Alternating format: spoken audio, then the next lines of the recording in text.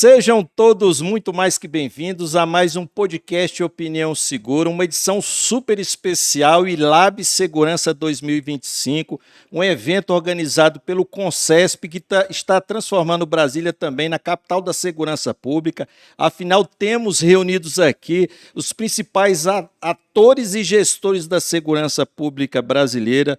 Temos reunidos aqui os conselhos de segurança, os conselhos nacionais de segurança pública, e temos aqui a honra de ter nosso querido amigo Chico Lucas. Seja muito bem-vindo, meu amigo. Muito obrigado, Luciano. Muito obrigado a todos que estão assistindo aí o podcast Opinião Segura. É um prazer estar participando aqui do ILAB, do Concesp, essa importante reunião que envolve não só os secretários, mas também os comandantes das polícias militares, dos bombeiros, os delegados gerais, e que dão os encaminhamentos aí para a segurança pública dos estados e do Brasil, né?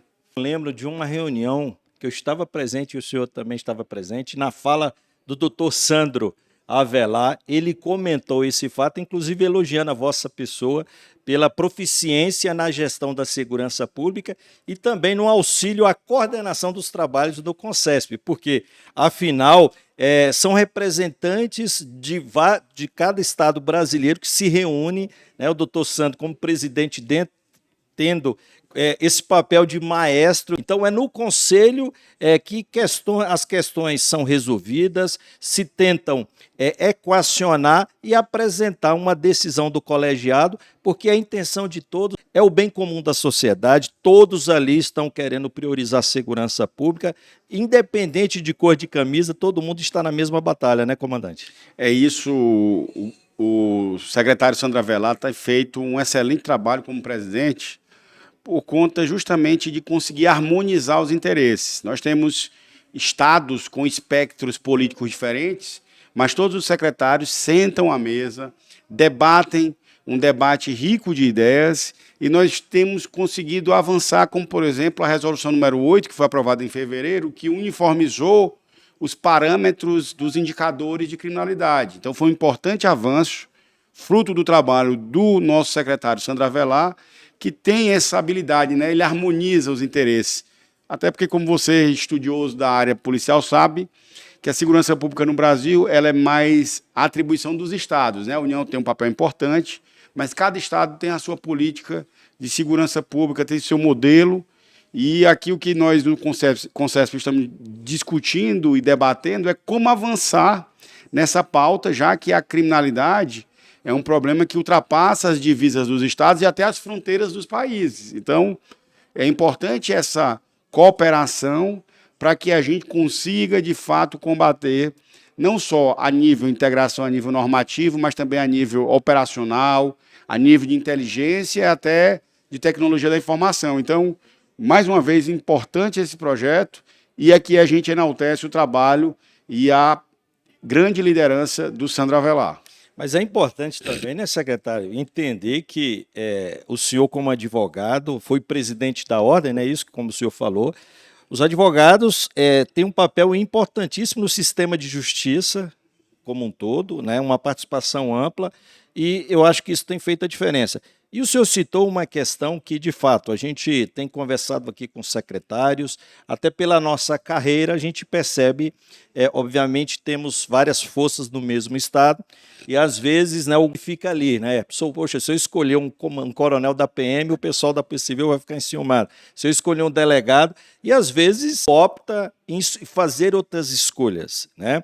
E como o senhor bem disse, o senhor não é policial, mas recebeu elogio, inclusive eu sou prova e testemunha de como o senhor tem contribuído, né, para a segurança, e às vezes uma visão de quem está de fora sem puxar sardinha nem para um lado nem para o outro, né? E é um cargo de natureza política, então cai nos ombros do secretário a gestão de muitas questões que às vezes o comandante da força, seja da Polícia Civil ou Polícia Militar, não vai conseguir resolver sozinho, né?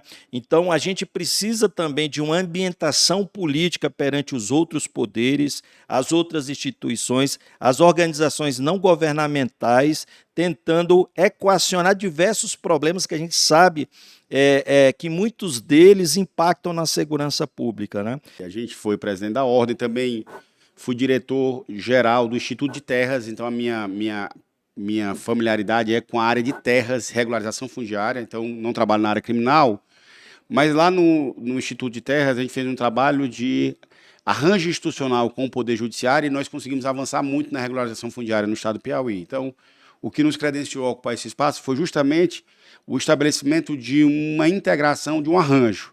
A nossa percepção é que as corporações, que são fundamentais, são importantes, e que eu não quero desmerecer o papel delas, elas acabam ocupando caixinhas onde elas se fecham. E as caixinhas são as suas atribuições e os seus ocupantes, eles cada vez mais aprofundam e melhoram e se dedicam naquelas atribuições e enaltecem o seu próprio trabalho.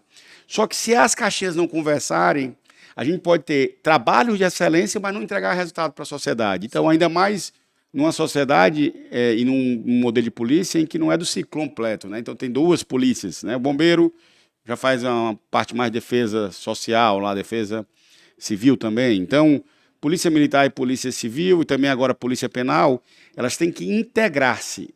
E aí a visão que ele trouxe de fora é a visão do cidadão. Então, eu me coloco muito mais como representante de um movimento político, já que ele é eleito, foi eleito para ficar 4 anos, em que a centralidade não serão os policiais nem as corporações, mas o cidadão. Para isso, a gente fez mudanças, como, por exemplo, né, vou dar um exemplo aqui, um exemplo básico. Piauí criou o Instituto de Cidadania Digital. Eu tirei a emissão da identidade dentro da polícia. Isso fez com que o Piauí, por exemplo, é o primeiro lugar na emissão da carteira de identidade nacional. Nós já estamos chegando em 40% da população. Não é um assunto de polícia.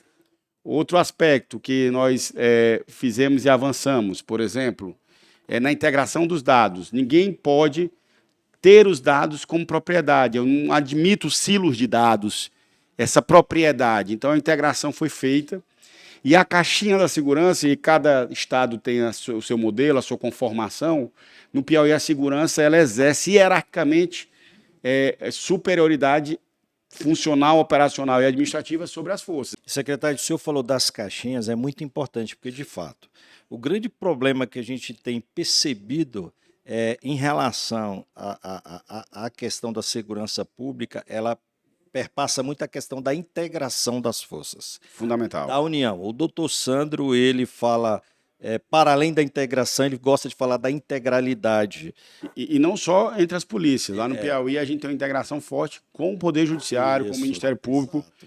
Tanto é que, assim, a gente sabe... Não, na verdade, o legislador, o constituinte originário, o legislador ordinário, que edita as leis, ele pensa as instituições para funcionarem coordenadas. Infelizmente, os seres humanos, eles são gregários, eles começam a puxar a sardinha para o seu lado. É natural. Mas é importante que venha alguém de fora e diga, olha, esse fluxo tem que funcionar. Então, no Piauí, é isso que a gente tem feito. Vou dar um exemplo aqui de uma coisa que a gente lançou essa semana, que, ao nosso ver, é fundamental e que mostra essa centralidade do cidadão no processo de apuração e no processo da segurança pública. O BO. Na maioria dos estados, quem é que registra o BO? Qual polícia? Polícia Civil. No Piauí, nós já tínhamos passado para a Polícia Militar. Essa semana, nós liberamos pelo WhatsApp para qualquer cidadão fazer, tirando da polícia o controle sobre a narrativa da violência. Narrativa da violência é de quem sofreu a violência, do cidadão. Então, quem vai fazer o BO é o cidadão sem nenhum controle estatal. Por isso que a gente lançou o BO pelo WhatsApp essa semana. Bem interessante essa pesquisar. Só em 3 dias, foi de segunda, já estamos mais de 2.000 atendimentos, 600 BOs feitos. Você faz o registro de uma ocorrência eletrônica, seria isso? Ele faz qualquer registro pelo WhatsApp. Ele comunica. Eu sempre faço questão de fazer uma analogia com... No nosso rosto, na nossa cabeça, existem alguns orifícios que são responsáveis pelos sentidos. Nariz, boca, ouvido, olhos... Os únicos que não têm esfíncter, não ficam obstruídos em nenhum momento, é o nariz, porque a gente não vive sem respirar, e o ouvido. Infelizmente, os órgãos de segurança pública, com o BO, eles não ouvem, por isso que há subregistro, subnotificação. No Piauí, isso não é mais uma realidade. Lá, todo BO é registrado por qualquer cidadão pelo WhatsApp ou por telefone, sem o crivo e sem o controle de nenhum agente público estatal. o exemplo aqui do doutor Sandro, que está exercendo o seu segundo mandato como secretário. Ele assumiu numa situação complexa e tem feito um excelente trabalho, até pela sua capacidade de gestora de mediação, está presidindo o Ele é Conselho. um craque na mediação. E ele reacendeu aqui no Distrito Federal aquele trabalho na gestão dele passada dos conselhos comunitários, e ele gosta de falar muito na integralidade, também chamando a responsabilidade para a população, no sentido de fazê-los convencer, primeiro abrir as portas para que o Estado e a gestão da segurança pública receba de braços abertos qualquer cidadão que queira participar do processo, ao mesmo tempo preparando as instituições e seus agentes para receber esse apoio da sociedade. Então, fazendo essa orquestração a partir dos conselhos, com reuniões periódicas em que ele se faz presente. Para o senhor entender, ele criou até agora, recentemente, uma secretaria executiva para cuidar das políticas, sobretudo por valorizar a integração entre as forças e também essa integralidade, chamando todos os atores. Nós tivemos a Confedisp aqui, o único ente federativo que cumpriu a obrigatoriedade de fazer uma conferência chamando todos os segmentos da sociedade a fazer um processo colaborativo no sentido de definir o nosso planejamento, o plano estratégico para a segurança pública nos próximos anos. Então, o doutor Sandro, ele, nessa articulação, e na fala do senhor, eu vejo que o propósito é muito assemelhado, porque é importante, né, secretário, saber que nós somos povo, nós somos população. A gente não pode dissociar. Quando a gente fala participação popular, a gente está falando da participação, a nossa participação. Sim. Quando eu tiro a minha farda, eu passo a ser povo. Quando eu estou aqui, estou trabalhando na minha viatura, os meus filhos, os meus pais, a minha esposa, é esse povo que se sente representado. Então, a integração, essa participação popular, ela é cada vez mais necessária porque a gente percebe hoje, a polícia já tem noção de que ela sozinha ela não consegue resolver o problema. A sociedade, de um modo geral, os meios de comunicação precisam entender que nem tudo é problema de polícia. Então, quando o senhor falou aí, eu achei interessante, passei até racionalizar e refletir sobre essa questão, por exemplo, da identidade, que é algo tão específico do cidadão.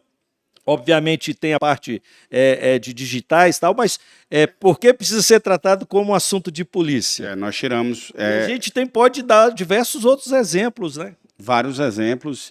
Inclusive, o trabalho que é feito pelo Sandro nos conselhos é muito importante e a gente copia, né? O que é bom, inclusive... O bom do Concesp é isso, né? A gente compartilha experiências positivas, negativas também, porque é importante que a gente aprenda com a dor alheia.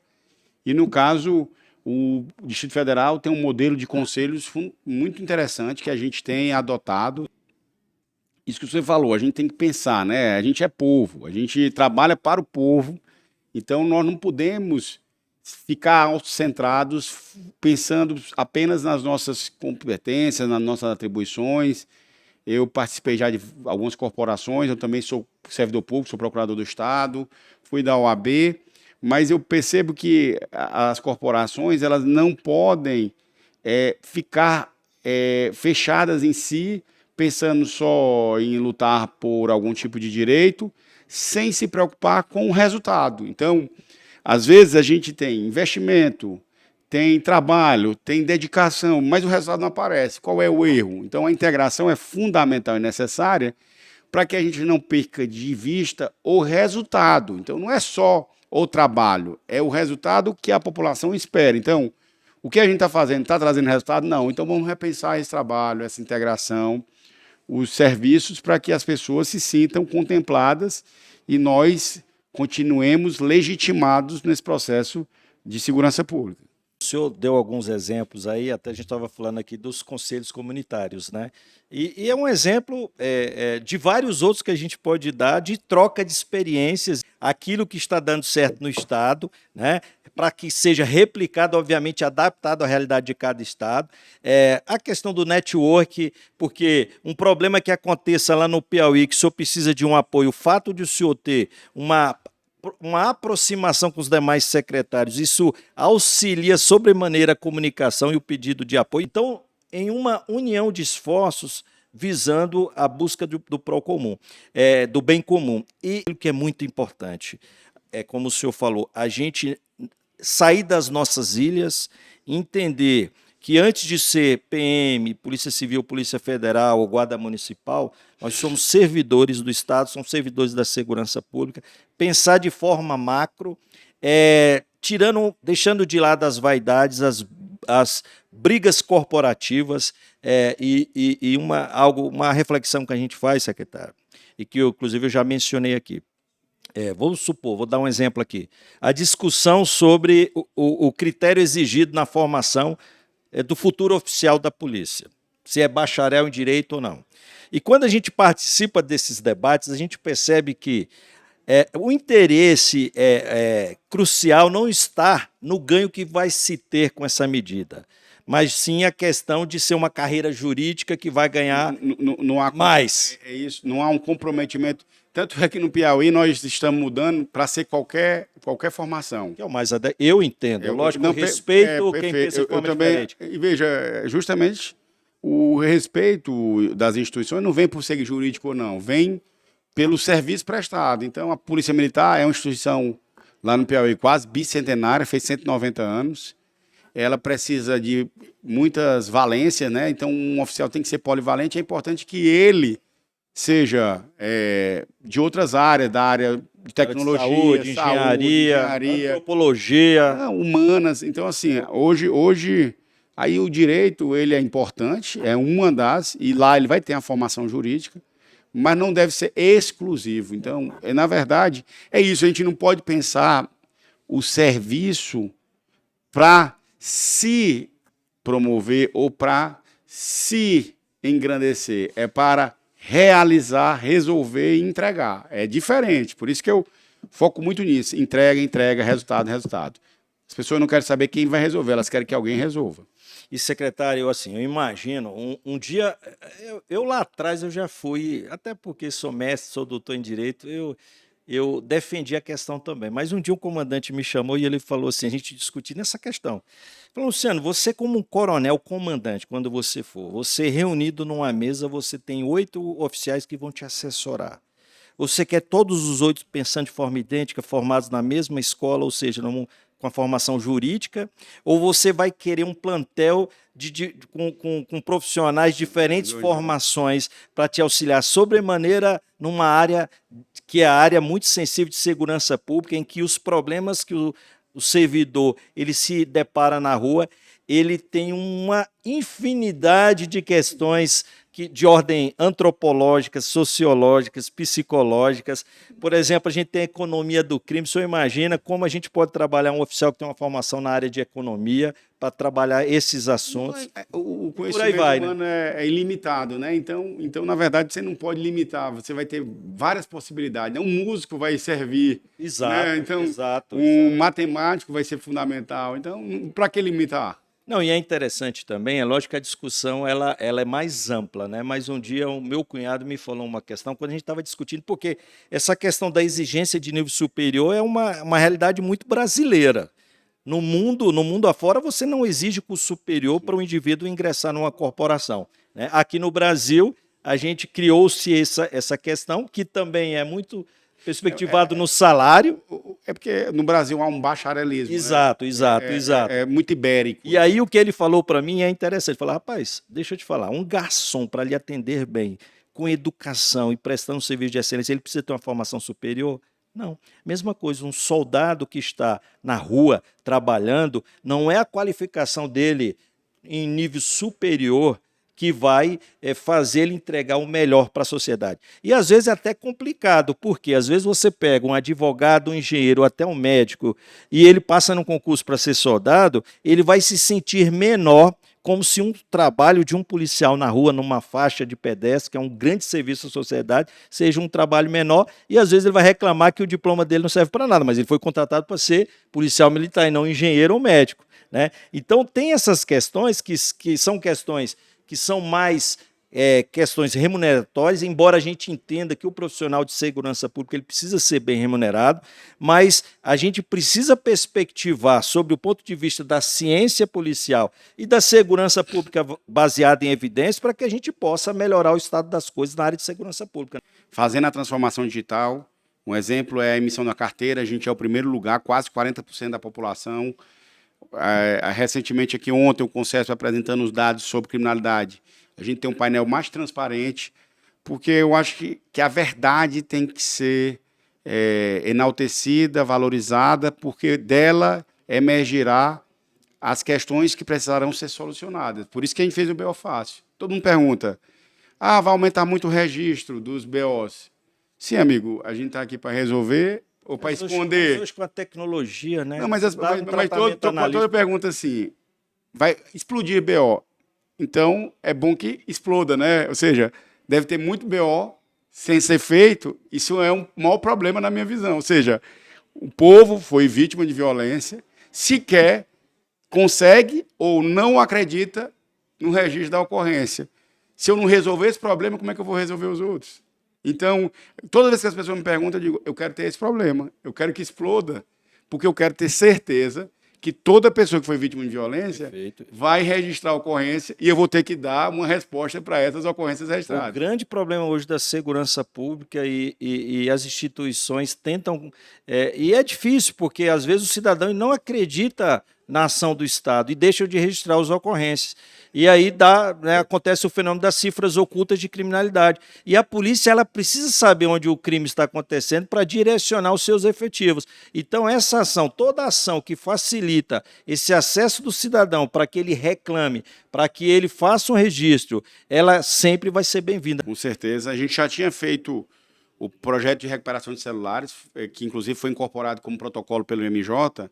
Nele, a gente reduziu mais de 50% o roubo de celular no Piauí, usando tecnologia, e isso fez com que aumentasse muito o número de registros. A gente teve uma explosão, as pessoas não registravam antes o roubo de celular, com a recuperação eles começaram a acreditar. Então, hoje no Piauí, a gente praticamente, nesse tipo de crime, a gente não tem subregistro, porque todo mundo acredita que possa ter o seu aparelho, de alguma maneira, recuperado.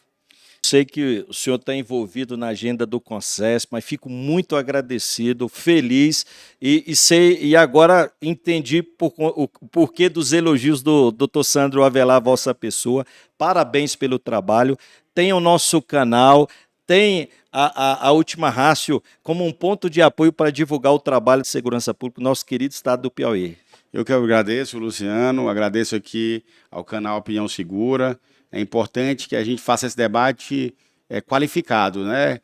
Lá no Piauí a gente fala muito sobre isso. Por exemplo, o Piauí é um dos estados com a menor letalidade policial, está entre os 3 menores. Esse ano eu quero ficar entre os menores. A gente está conseguindo reduzir o número de homicídios, diminuindo a letalidade policial, porque a gente não vai resolver o problema da violência com mais violência, é estudando, é com dados, é com evidências e com muito diálogo com a sociedade e com as instituições. Então, importante que haja um veículo como o Último Rácio, Opinião Segura, para estabelecer um debate qualificado de tema que muitas vezes é tratado de forma tão simplista e até rasa.